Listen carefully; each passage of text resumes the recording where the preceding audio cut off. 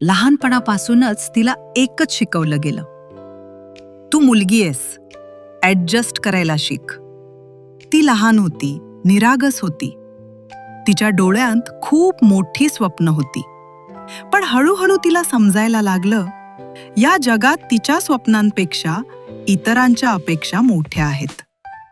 शाळेत ती हुशार होती, पण तिला सांगितलं गेलं, जास्त पुढे जाऊ नकोस, साधं राहा.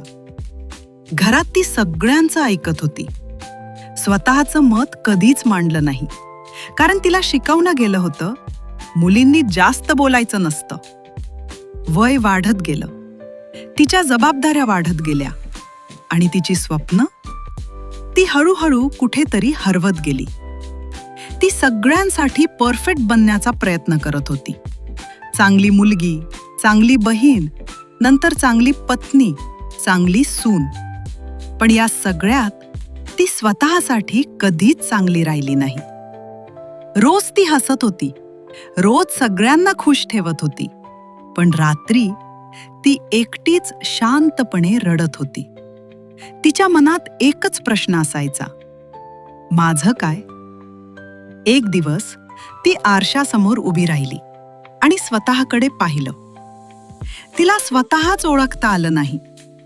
तो चेहरा तिचाच होता, पण ती स्वतः नव्हती. आणि त्या क्षणी तिच्या डोळ्यात पाणी आलं. पण त्या अश्रूंमध्ये एक वेगळी ताकद होती.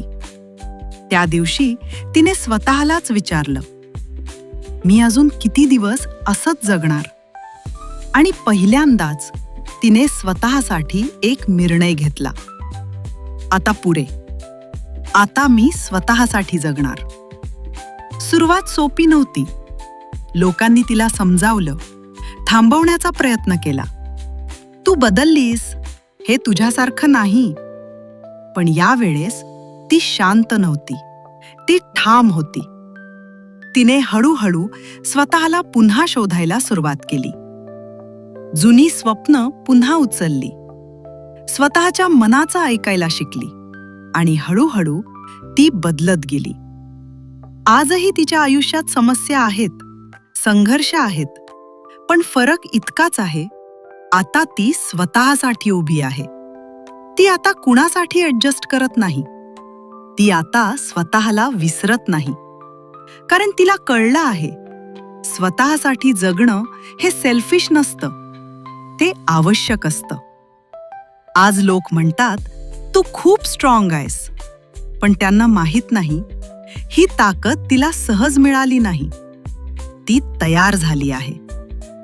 प्रत्येक अश्रू, प्रत्येक वेदना आणि प्रत्येक संघर्षातून.